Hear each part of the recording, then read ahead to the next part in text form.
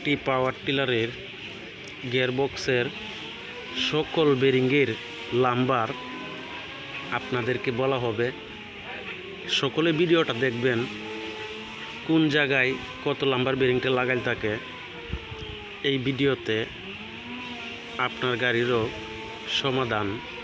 সমস্যার সমাধান করতে পারবেন। এই যে দেখেন, এটা হলো 62/6, ভিতরে আছে 7 বেরিং। এটা হলো মুট্টা শেপের বেরিং। আপনারা চাইলে আপনাদের গাড়ির বেরিংয়ের নাম্বার জানতে পারেন। এটা হলো কাউন্টারের বেরিং 62/5, তারপর হলো 63/4, তারপরে আবার 63/4, 63/5, আবার হলো 63/5। সকল প্রকারের বেরিংয়ের নাম্বার আপনি এই ভিডিওতে জানতে পারবেন। ভিডিওটা ধৈর্য সহ দেখবেন। এই যে আরও আপনার সকল প্রকারের বেরিং 30 পিনিয়াম, এই যে এখানে লাগানো আছে 35 পিনিয়াম, কাউন্টার পিনিয়াম, সকল প্রকারের বেরিং পিনিয়াম আপনারা এই ভিডিওতে দেখতে পারবেন। সবাই দয়া করে ভিডিওটা দেখবেন।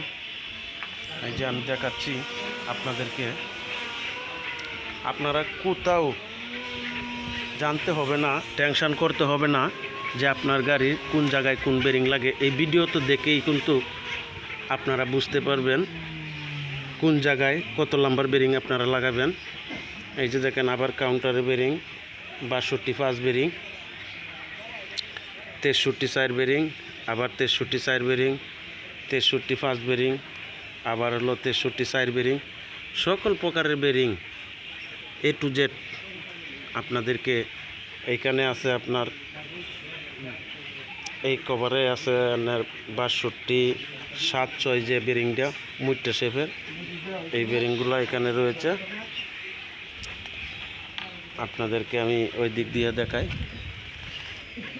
এই যে দেখেন, সকল প্রকারের বেরিং, সকল প্রকারের প্রিমিয়াম এখানে রয়েছে। আপনাদের গাড়ির সমস্যাগুলি আপনারা কিন্তু এই ভিডিওতে দেখে সমস্যাগুলি সমাধান করতে পারবেন। একটি পাওয়ার টিলার গিয়ারবক্সের যাবতীয় মালামাল, প্রিমিয়াম, বেরিং সব কিছুই কিন্তু এই ভিডিওতে রয়েছে। এই যে দেখেন আমরা কিভাবে ফিটিং করছি, আপনারা চাইলে কিন্তু এইভাবে ফিটিং করে নিতে পারেন। এইভাবে চাইলে কিন্তু ফিটিং করে নিতে পারবেন। এখন রয়েছে আপনার 5 গিয়ারে গিয়ারবক্সটা আমরা নিউট্রাল করে নিব। এই যে দেখেন কিভাবে লাগাবেন, সবগুলোই কিন্তু আমরা দেখিয়ে দেব।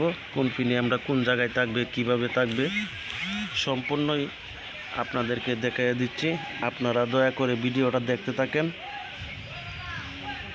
এইরকম শিক্ষণীয় ভিডিও, পাওয়ার টিলারের সকল সমস্যার ভিডিও আপনারা দেখতে চান, শিখতে চান, তাহলে আমাকে ফলো করে রাখতে পারেন। আপনারা এই ভিডিওতে সকল প্রকারের বেরিং প্রিমিয়াম দেখানো হবে। এই যে দেখেন।